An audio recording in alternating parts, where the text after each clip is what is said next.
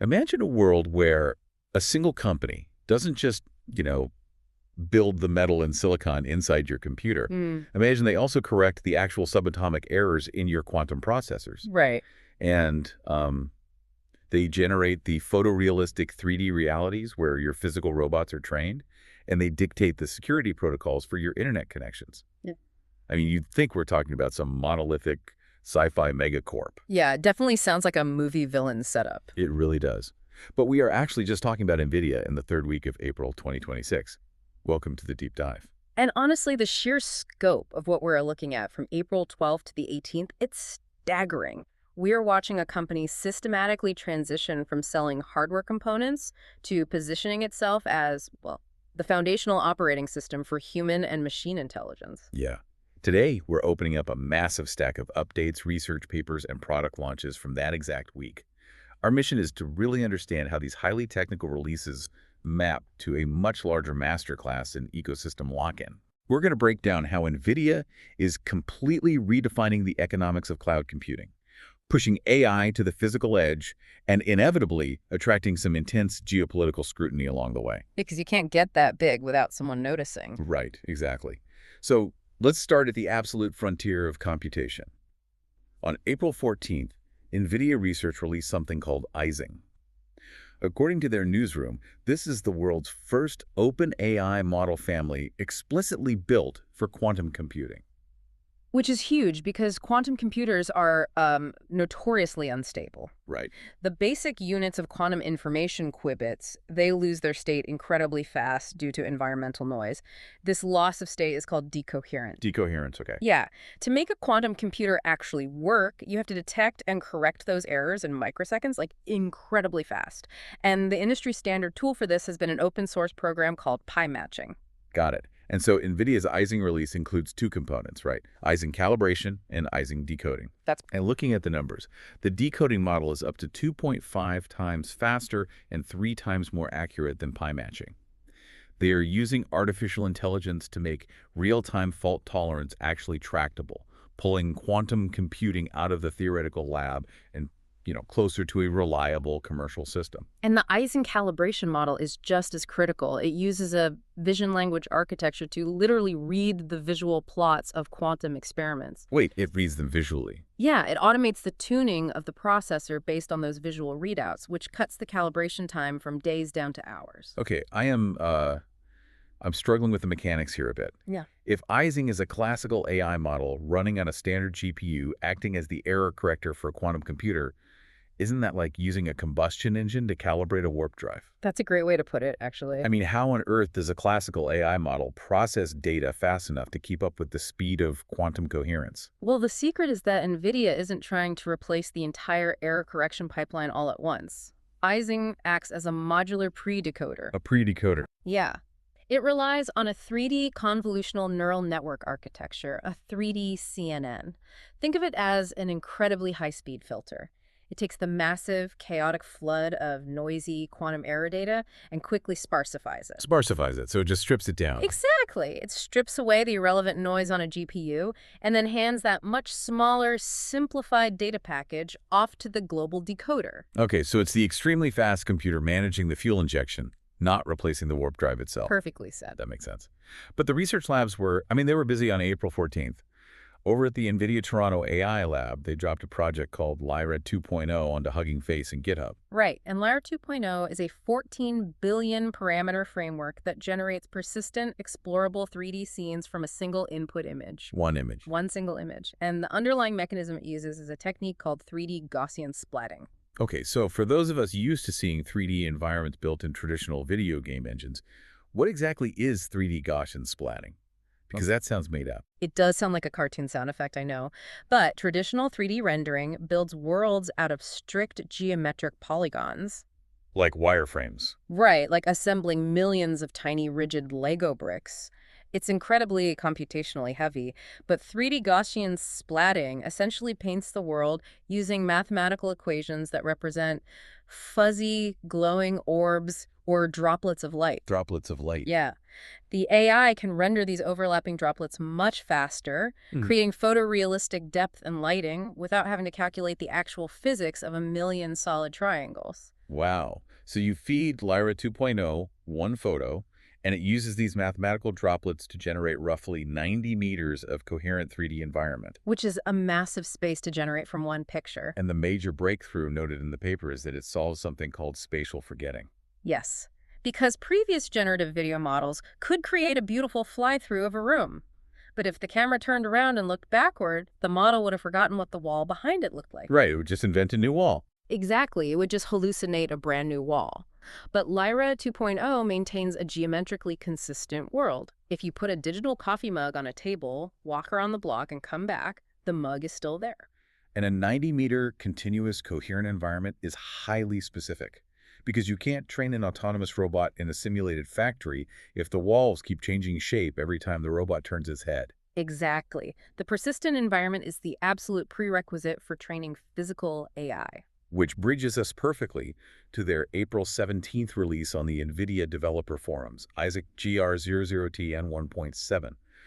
This is their visual language action model for humanoid robots. Right. And at 3 billion parameters, GR00T N1.7 is a milestone because it is NVIDIA's first humanoid foundation model deployed for production environments. Meaning what exactly for developers? Well, they dropped the research-only license restrictions, meaning commercial robotics companies can actually put this brain into their hardware today.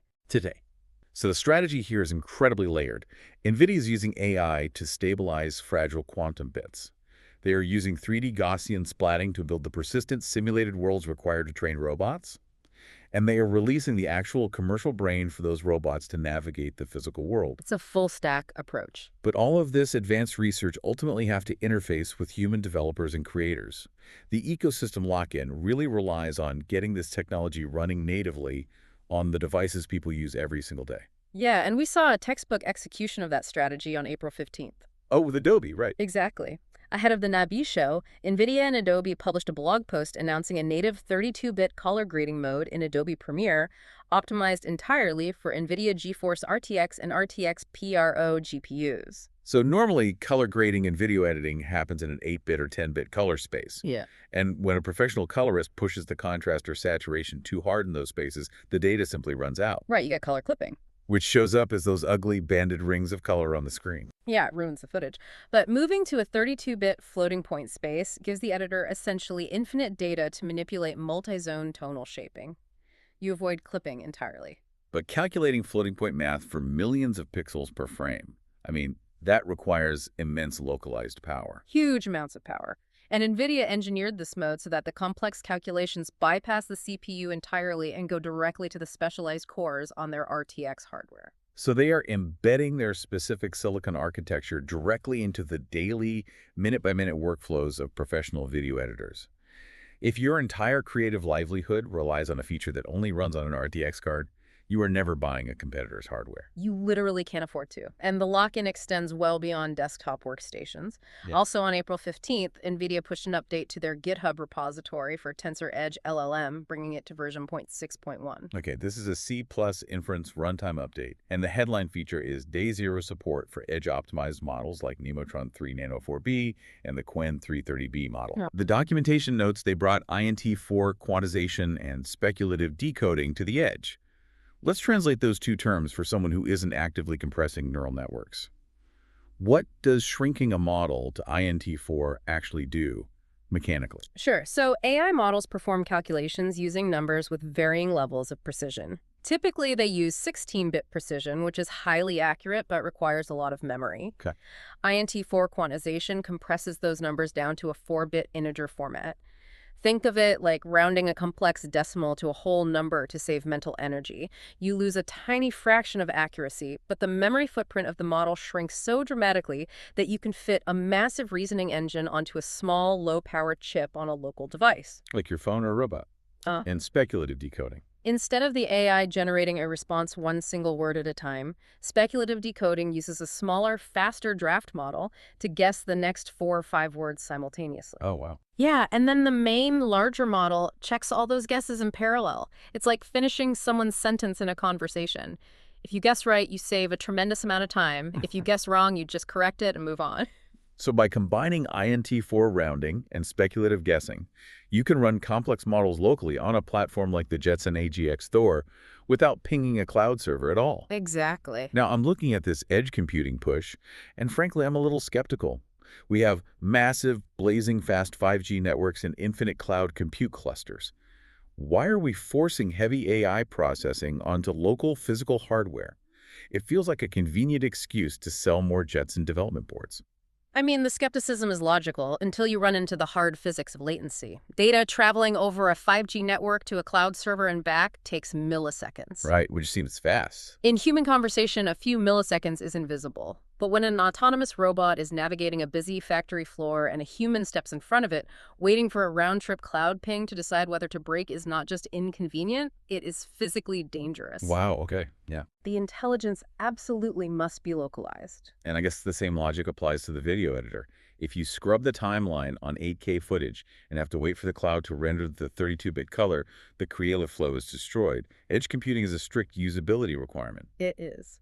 But local deployment solves latency while surfacing a massive economic problem. Training these foundational models and buying racks of local Jetson chips or massive Blackwell clusters for inference is breathtakingly expensive. Right. How do you convince enterprise buyers that this infrastructure is financially viable? Well, that exact question is the focus of a highly strategic white paper NVIDIA published on April 15th on their blog. Ah, the one titled Rethinking AI TCO Total Cost of Ownership. Yes, NVIDIA is actively telling the industry to stop evaluating hardware based on traditional metrics like FLOPS per dollar, which just measures raw calculating power against the price of the chip. The new metric they are pushing is cost per million tokens. A token is basically a piece of a word. By shifting the conversation to the actual output of the AI, NVIDIA claims their Blackwell architecture delivers a 35 times lower cost per million tokens than their previous Hopper architecture. 35 times. It's a huge claim. Right. And the argument they're making is that their software stack, the deep optimizations in platforms like CUDA and TensorRT, is the true engine of value. They're basically telling an enterprise buyer, don't look at the massive sticker price of our hardware. Look at the software's fuel efficiency over 1,000,000 miles. That's exactly it. But to solidify that argument, they needed public proof. And they provided it the very next day, April 16th, in the ML Curve training version 5.1 results published by ML Commons. And NVIDIA swept all 7 benchmarks. This event marked the debut of the Blackwell Ultra GB300 NVL72 rack scale system. And Tech Power Up highlighted that this was the first time ever that NVFP4 precision was used in the MLPerf benchmarks. Right, so NVFP4 stands for NVIDIA 4-bit floating point. We talked earlier about INT4, which uses whole numbers. NVFP4 manages to squeeze floating point decimals into a 4-bit space directly on the hardware. Wait, decimals into 4-bit? Yeah, and this doubles the throughput compared to 8-bit precision without sacrificing the nuanced accuracy required for training massive models. The scale of this test is wild. They linked together a cluster of over 5,000 GPUs using this NVFP4 precision, and they trained the gigantic Llama 3.1 405 billion parameter model in exactly 10 minutes. 10 minutes? That's absurd. 10 minutes to train one of the most complex open weights models in existence sets a new world record. Yeah. It is the undeniable real-world validation of the cost per million tokens claim from the white paper. Just when the narrative seems completely unstoppable, though, we hit a significant industry speed bump. Yeah, we did. On April 15th, CEO Jensen Huang sat down for a podcast interview with Dwarkesh Patel. In that conversation, Huang casually disclosed that the next generation Rubin CTX architecture is postponed beyond 2026. Which is a big deal. And he also confirmed that inference technology from Grok is now integrated directly into the CUDA software stack. Right, and delaying the Rubin CPX architecture resets the timelines for the entire industry. Competitors and enterprise buyers were banking on that specific hardware leap for their next-generation data centers. And the integration of Grok IP is fascinating. Grok built a completely different type of specialized inference chip that processes AI incredibly fast. NVIDIA integrating their software techniques into CUD feels like, well, a crucial stopgap. It is. But going back to that fuel efficiency analogy with the Rubin CPX delay, are they hitting a physical wall with what silicon can actually do? During the interview, Huang made it abundantly clear that silicon constraints are not the bottleneck here. Oh, really? Yeah, the walls they're hitting are energy generation and data center permitting. You can design the most efficient chip on Earth, but if a new data center requires a gigawatt of power, you are waiting on the local utility company and government permits, not the silicon foundry. Oh, wow. This perfectly explains why squeezing every possible drop of efficiency out of the existing CUDA software by integrating Grok technology is mandatory. They have to do more with the power grid they currently have access to. Exactly. The moment a company's growth is throttled by the global power grid, their profile fundamentally changes. This brings us to a really fascinating intersection of technology and geopolitics. When you own the hardware, the software, the quantum tools, and the robotic brains, you transition from being a tech company to being critical geopolitical infrastructure. You do. On April 15th, U.S. Senator Elizabeth Warren sent a formal letter to the Departments of Defense and Energy.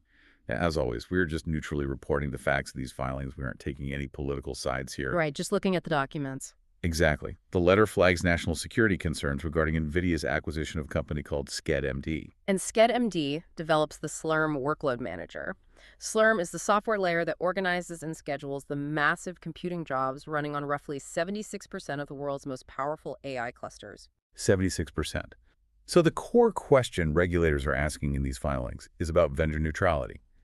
If a single hardware vendor owns the scheduling software used by the vast majority of global computing clusters, including critical government and defense environments, does that pose an antitrust or security risk? Right. And NVIDIA's public stance is that keeping Slurm open source will actually strengthen the ecosystem.